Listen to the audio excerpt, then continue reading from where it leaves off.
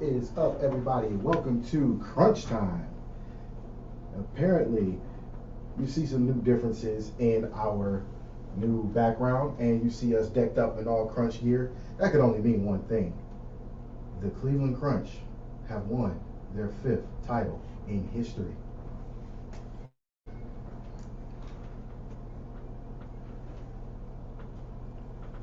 I'm gonna let that go on a little bit longer, just because. And not to mention, not only have they won their 5th in history, they've also done something that a lot of teams in Cleveland have not done, which is win 3 or more professional championships.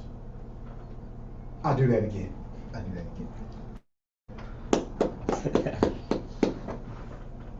Not only that, I got to turn it over to my boy Ken, because Ken is also with us in the studio. And if you haven't noticed, we have some members of the Crunch. One of the owners, Ryan Ruiz, Jacob Roberto, and Omar Najjar, 2 members of the rookie class. But you can't really call them rookies anymore because they came in and won hardware.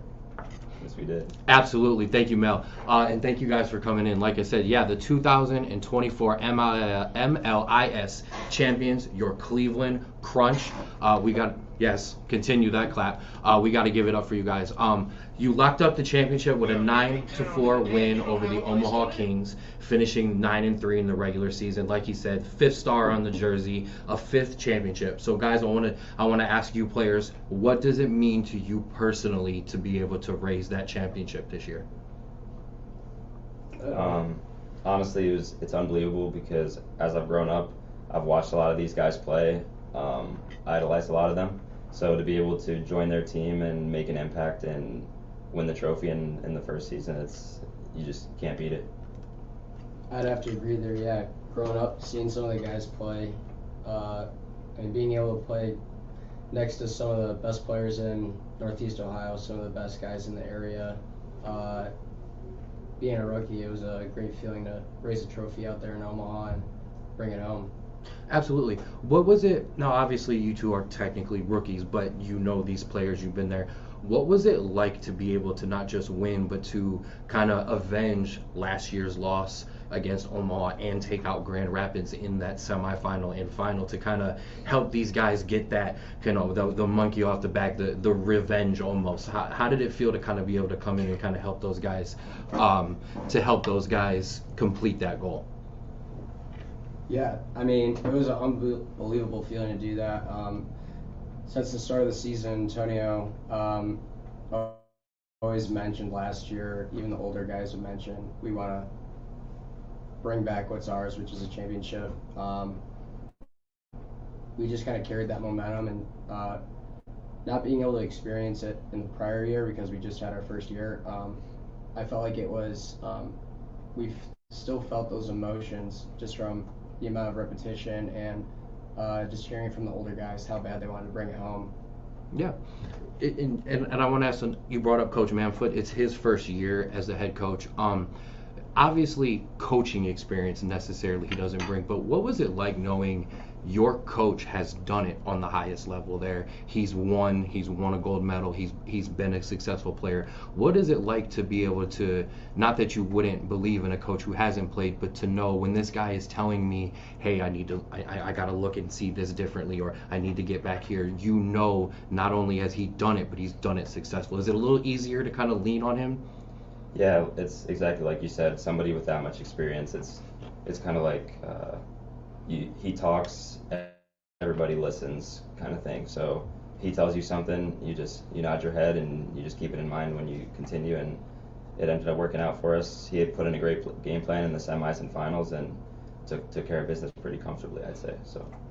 Understandable, and we talked about this day one. That was one of the reasons that you hired, Antonio Manfoot, was you could tell what from a player he was going to bring onto that coaching aspect, right? Yeah, we were all about Antonio Manfoot from the start of the season, from what you and I talked about, and one thing I like about Antonio is he holds players accountable. It's nice to go to war for somebody who's actually been doing it for a while. And Antonio had a vision this year. Practice after practice after practice got better and better and more structured. These guys made leaps and bounds as far as learning the system and learning what we're all about as an organization. So, I mean, there's a reason that I wanted these guys here for you, is because in my eyes, in our organization's eyes, this is the offensive rookie of the year for the Crunch and the defensive rookie of the year for the Crunch. So, Antonio did a great job. And you know what?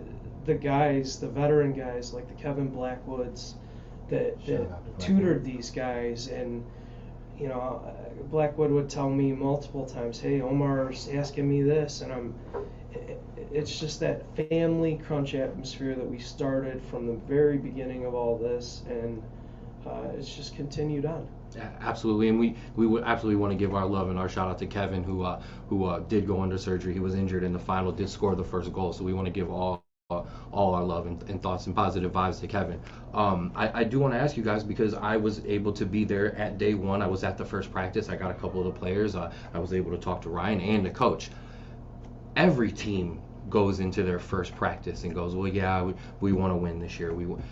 Every single person that I spoke to, from Ryan on down, the goal within the first 30 seconds of our conversation was laid out. We want to win. We want the championship back. We want that 5th star. How is it now that the season is over? Have you been able to kind of take a deep breath and almost kind of give yourself a pat on the back and go, you know what? We walked in day one and said it and did it. Every team says that. Not every team gets to do it. You guys talked the talk, walked and played that walk the entire year.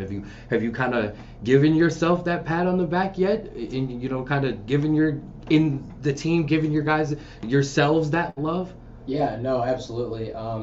From what Ryan mentioned with Coach Manfoot, he would always hold our players accountable, and that was a big thing, especially with the first practice, with the first goal, which was we want to win.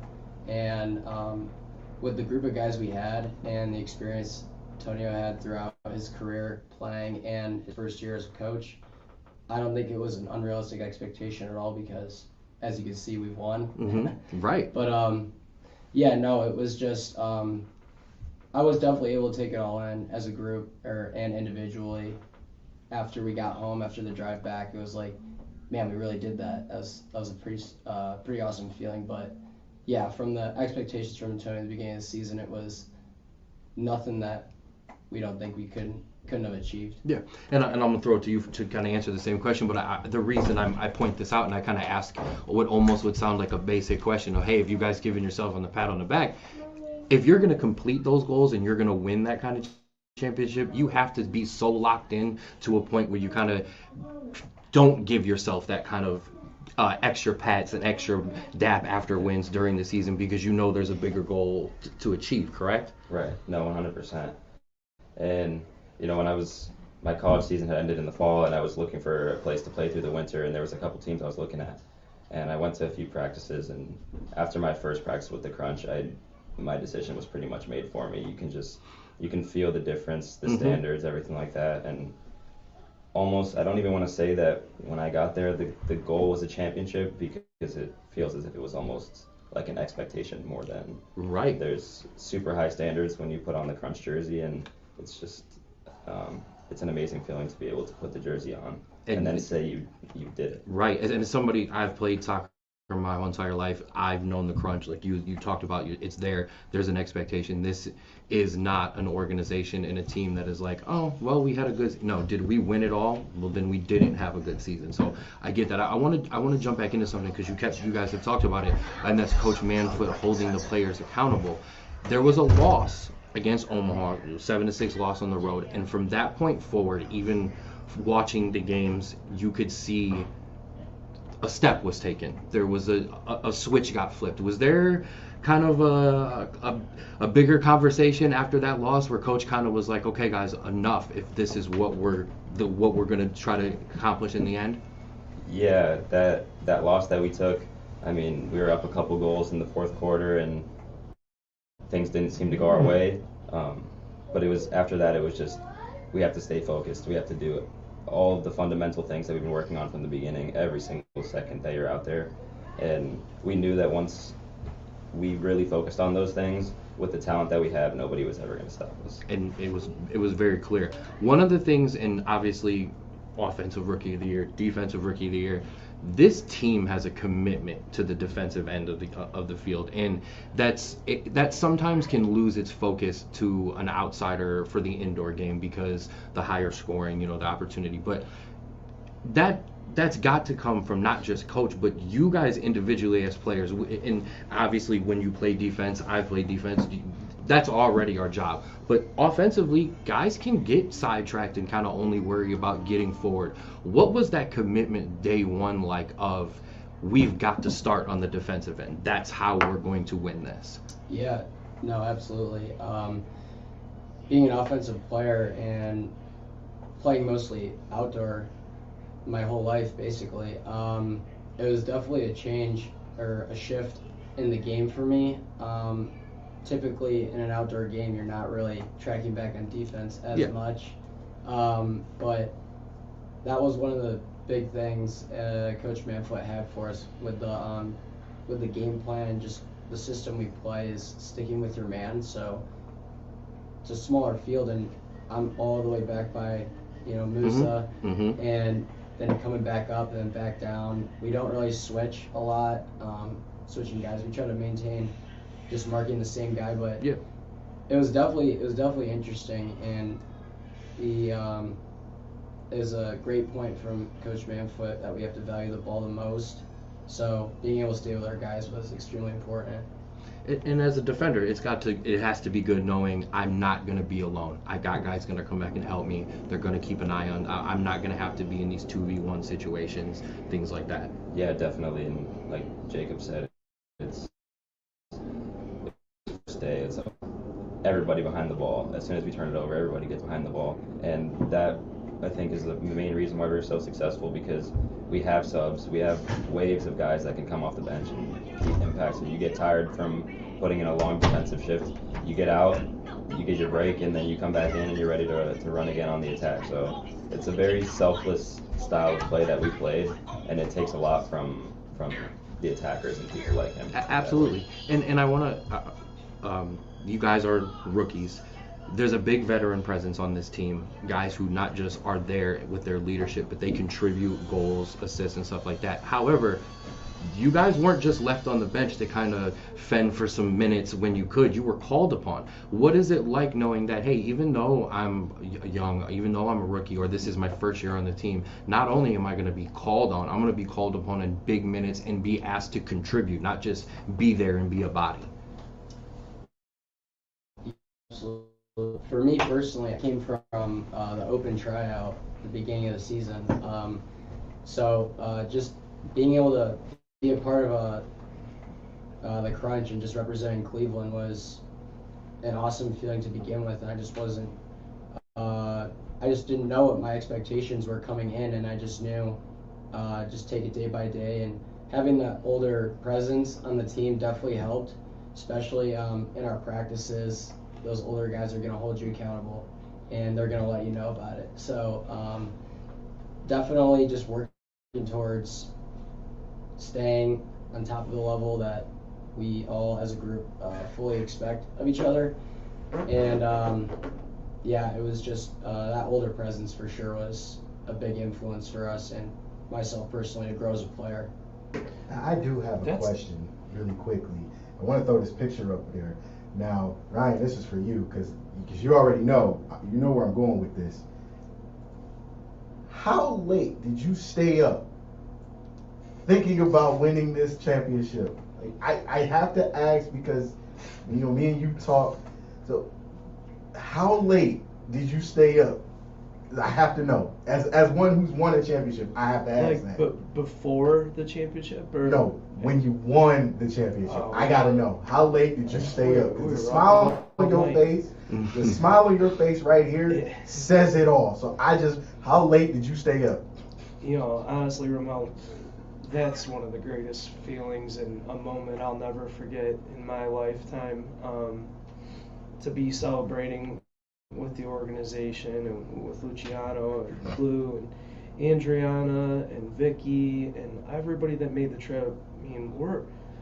I told you in the beginning of the season, we're a family. We're a Crunch family. We like to be in each other's business and know what's going on, and communication is a huge thing with our organization. So to answer your question, I didn't get any sleep. I had a flight at 7:45 in the morning, and I think I was so excited after we partied at the Hilton with the guys. A lot of the guys went out after, and I wasn't feeling that for me. But what I was feeling was, hey, I want to go watch the stream. I want to see this game, because soccer is just always something that's on my mind. I love watching video. I love watching the growth of this team. I didn't get any sleep. Talk about, because obviously we've been going back and forth with the players. Talk about this championship impact off the field.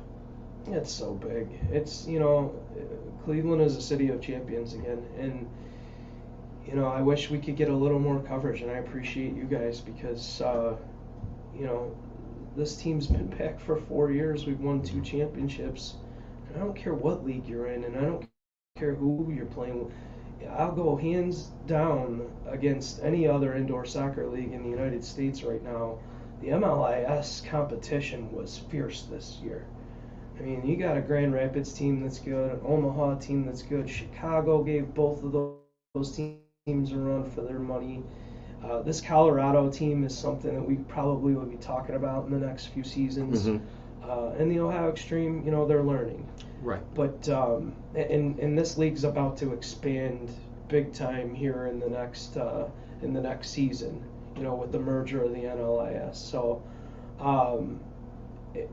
it's a big feeling to bring this championship home from Cleveland. A quick story: my stepfather picked me up from the airport, and he's like, "Hey, you want to go get something to eat?" I'm like, "Yeah, I'll get something to eat." I had my Crunch our on-field shirts, our championship shirts on it. I was proud. I was wearing my medal still, and we walked into Culver's, and they're like, "Hey, good job." So Culver's knew about us. So I think the word's getting out about the Crunch. It's just we would love to get more coverage, and we would love to be able to celebrate that more with Cleveland fans. 100%. We got you covered. Absolutely, absolutely. Quick fact.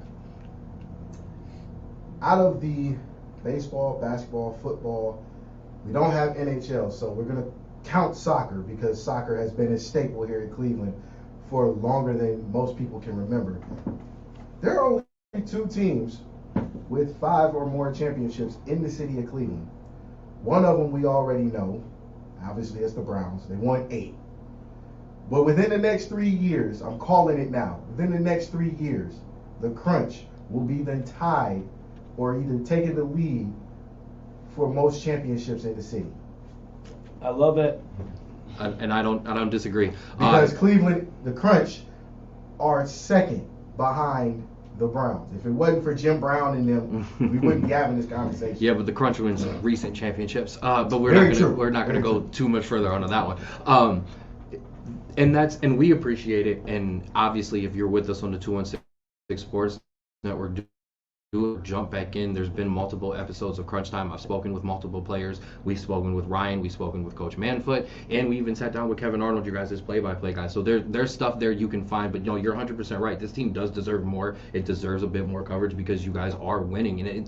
And like you said, it doesn't matter when you're winning a championship in your sport at its highest level. You deserve every bit of recognition. So I 100% agree with you on that one. I wanted to say something that I think definitely deserves some credit. I've watched sports my entire life, especially Cleveland sports. Cleveland diehard like most of us, and I don't think in any sport, I don't think I've ever seen a team battle adversity and feed off of emotional energy the way our team did in the championship. And that is just something that you that's just hard. That's just like you either have it or you don't. Mm-hmm. And the emotional energy that they fed off of when Admir went down, and then when Kevin had his horrific injury, they fed off each other and they refused to lose. I posted And I it. don't think I've ever seen that. No, I posted it during the game. I said, you know, I even said they're going to have to really reach and kind of get rally together. That is something that derails most teams. It doesn't matter the sport. To lose not just two top guys, but two guys who are kind of, you know, in the heart and soul of your team, and not just respond. You guys dominated pretty much the rest of the game from that point forward. So yeah, hats off, because no, most teams can't do that. Most teams crumble, and that's, I think that kind of embodies what this entire organization, because in order for you guys on the field, you know, as players you have to respond, but it also helps when your coach responds. Your coach responds because he knows he has the ownership behind him. It's a really truly, like you said, a family thing when a family or a team can respond like you guys did after those two, you know, bad injuries, and just you know, a game that started to get a bit chippy, a bit out of hand. Refs were letting some things go, and you guys responded beautifully. I mean, with a championship performance. You know, one thing about this team, Ken, is that, you know, they win the championship. They do their on-field celebration. And, you know, Lucci and I and Andy, we're trying to worry about getting champagne ready and stuff, and these guys don't want to celebrate. You know what they wanted to do? The first thing they wanted to do was go to see Kevin in the hospital. And I think that just shows a lot. That, I mean, you just did everything you set out to do this year. Mm-hmm. You don't want to celebrate. You want to go see your brother. What was that message like from Kevin before he left on the field? I know he had to have said something to a couple of the guys, and what was then it like to be able to then take him that trophy? Yeah, I mean, first he's like, why are you guys acting like I died? That was his first thing. 'Cause, you know, we're all freaking out. You know, some guys getting a little emotional, whatever. But yeah, he was like, guys, just bring it home, and that's all that really matters. He's like, I'll be all right. Mm-hmm. And so yeah, I mean, we just had to take care of business. It was like you say, we were really up against it. I mean, we lost two of the top guys, and then also playing in Omaha's stadium, all their fans are there. All their fans are giving us everything. Mm-hmm. There's the nonsense off the field with the coaches and the players and everything like that. And it's like, I remember just turning around and looking at everybody, and it was like, people were emotional. You know, they were feeling some type of way, but at the same time, you can just tell in their eyes, like, we're not going out without winning this game. Was it almost easier to kind of lock back in being on the road?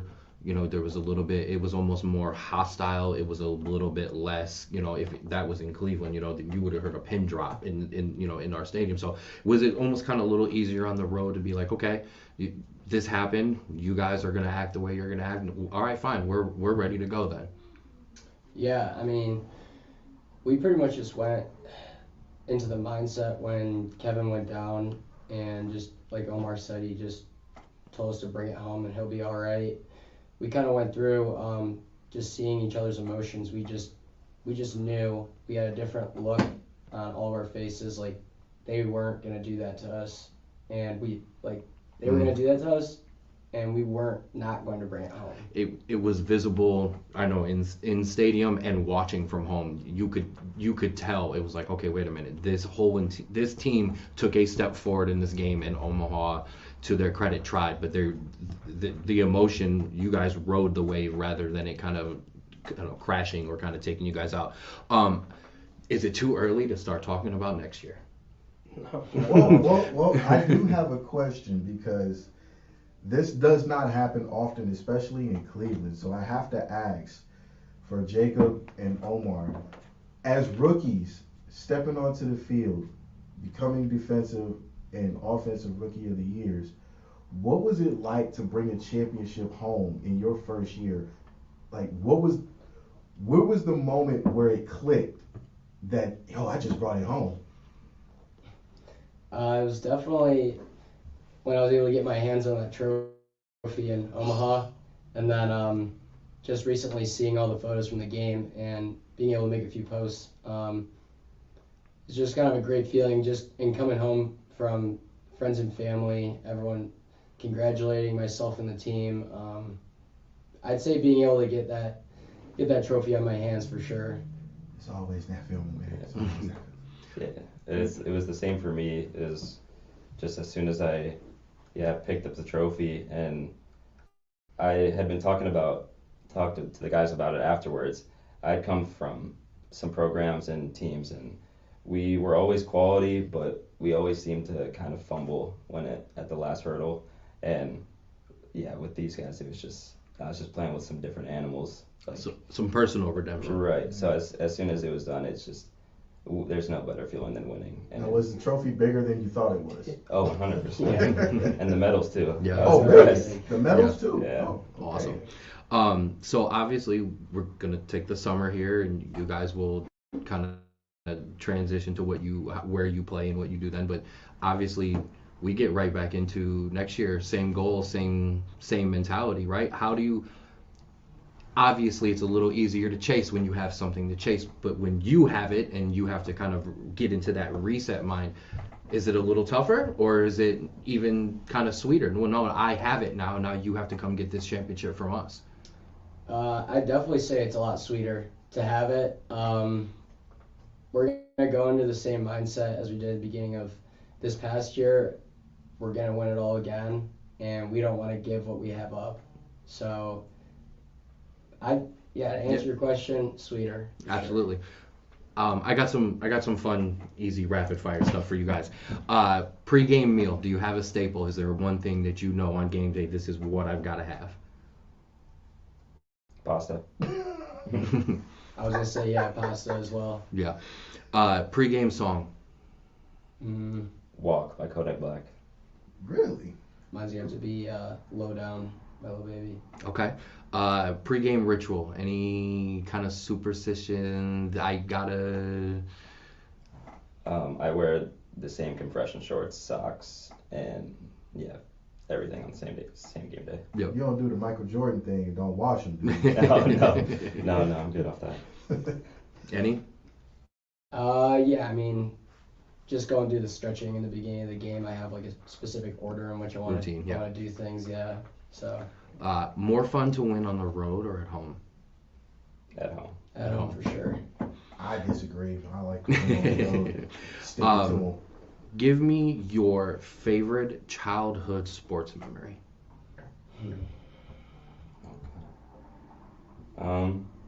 As a player or fan? I don't even know if I'd be considered a kid, but Cavs 2016. Okay. Yeah, I definitely have to agree. Cavs 2016, I was able to go down to the parade and just seeing how many people were there was just insane. We need to work on the city of Cleveland getting you guys a parade because you deserve it Hey, as well. you know what? I've already sent this to some people up downtown, so don't. We need to. You guys deserve it. Trophy and all, medals. Let's do it. I got a SUV. We can tie a trailer on the Let's back go. and put y'all on. Absolutely. When did you fall in love with this beautiful game, the game of soccer? When was your first? Has it always been your first choice? I'm a lifer. I can tell Ryan's a lifer. Has it always been your game? Yeah, I have 5 older siblings, and they all played soccer, so it was from the beginning. Yeah, since I was 5 years old, pretty much. I mean, I played other sports growing up, but it was always another sport and soccer in the same season. It was one thing and soccer. So soccer always stuck with me, and that was the thing I was best at. So since I was a kid, I loved it. And then obviously you complete the goal and you win a championship as a crunch player. You complete it as an owner, as somebody who's a lifer as well. Just to be able to talk and cover you guys has been amazing too. I absolutely have just enjoyed watching this ride with you guys as well. Brian, I know you got some stuff going on in the summer and some camps and stuff you wanted to talk about? Yeah, absolutely. You know, to answer your question, is it too early to start talking about next year? I mean, foot is already on the gas for a bunch of numerous Cleveland Crunch youth summer camps across Northeast Ohio, as well as a bunch of community events. We have a Special Olympics event we're doing in Nordonia. We always like the trunk or treats. We like the Magic of Lights in Berea. So we like getting out in the community, and we like seeing our fans. And we have a championship party here coming up next Saturday, the 27th. That's going to be at the Whistle Whistle Tap Room in downtown Cleveland. That is for our organization and our sponsors. But yeah, the camps for this summer are going to be June 5th at Lost Nation Sports Park in Willoughby. So we'll have one in Willoughby. June 15th and 16th, where we are having one at the Soccer Sportsplex in North Olmsted. That'll be on their outdoor field. June 29th and 30th, Huffman Cunningham Park, which is right down the street from here in Medina. So we'll have a Medina County camp. And then really excited about this one. July 13th and 14th, we are teaming up with Upper 90 FC. And Upper 90 FC and the Cleveland Crunch are going to co-host those camps, July 13th and 14th. And then we're heading back out east, July 27th and 28th to Orlando Park in Wickliffe. So those, that is on our website if people want to sign up. Crunch camps are always fun. I remember going in '93 after the Crunch won the championship. I was in a Crunch camp as a kid, and it was just a fun experience. You're just there with your heroes, and you're playing soccer, and you're doing what you love, and it's just a great experience. Absolutely. We try to obviously teach the kids skills and stuff, but it's also just a fun experience. It's a fun atmosphere to be a part of. Our camps last year were very successful. I do have to ask this because for me, this was a very emotional season as a fan, just knowing what we all had to endure with the original owner, George S. Hoffman, passing away just before the season started. So for you guys, did you guys carry that in the heart during the season as much as we did as fans, or was it just we're just going to let him know in our own way that this season was for him? We have the utmost respect for George Hoffman and his family. But since, the rebirth of the Crunch, we've kind of had our own brand, and this season was about, finding that happy medium of players. It was about plucking some really good rookies. I mean, you got a guy here, Omar, who played in every game this season. Mm-hmm. Every single game he played in. And I think that's unheard of as a rookie. And, another thing I don't think people know is that we have a pretty big roster, including practice squad. You can only dress 16 on game day. So I did not know that. So here's two guys, and Jacob coming from our open tryouts to the public, where we had, I want to say 35, 40 guys show up, and Jacob beats all odds, makes the roster. Not only makes the roster, isn't just on practice squad, but gets called up, puts in valuable minutes, scores, I believe, 3 goals on the year, but he did a lot more on the field that's not in the stat book. So, not to mention breaking up fights with Mikey. That's a stat you gotta count. You gotta start counting that. We gotta start counting that. And here's another thing too, guys. It's like you look at these two gentlemen here. This is our future. Mm-hmm. Guys like Ryan Minnick and Admir and Mikey, they're not going to be around forever. I love them to death. We all love them to death.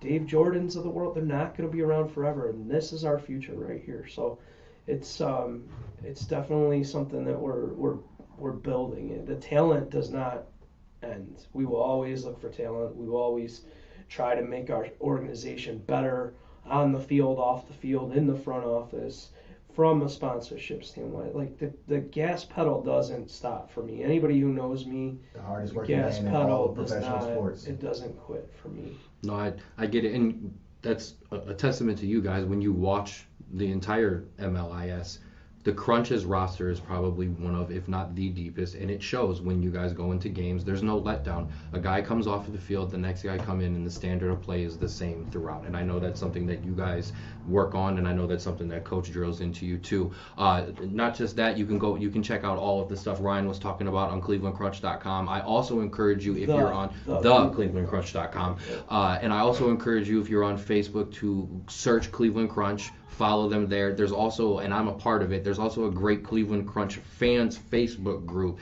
that is great to be a part of. I put some stuff in there. Ryan's in there all the time. Players. Over 1,000 members. Yeah, there's over 1,000 members. And if you're watching a game, it's a great place to jump into while the games are going on, because there's knowledgeable people in there as well too. So anywhere that you can, find the Cleveland Crunch, because it is much, much worth it. I want to thank you guys. I really, really appreciate you guys coming on with us and having this conversation. And we absolutely love giving you guys the love that you deserve for this championship in 2024. The 216 Sports Network, you can find us on Facebook, where you can like and follow us there. You can find us on YouTube as well. You can find us on Instagram. Twitter. We don't. I'm working on the Twitter. Okay, working on the Twitter. It's up, but I haven't posted in like a month or two. That's okay. You can find the rest of us there. That's where you can find the Jay Rich Show. You can find Rico McGee with the Rulers Minute. He is also on TikTok at Rulers McGee, and that's where you can also find the Straub Bro Sports Show. That's mine. You can find us on Twitter, formerly X, at Straub Bro Sports. You can find us on TikTok as well at the SBSS. And the Straub Bro Sports Show is on Spotify, so you can jump back and you can catch up. You will find this episode on Spotify as well here in about an hour. Just one quick thing I wanted to add. I should have added it earlier. No, that's okay. But, I want to give a special shout out to our sponsors this Absolutely. year. Friedman, Damiano, and Smith was so crucial in everything that they did for us this year. Metro Health was huge. Kevin Blackwood just had a successful surgery a couple days ago because of Metro Health by Dr. Beverly.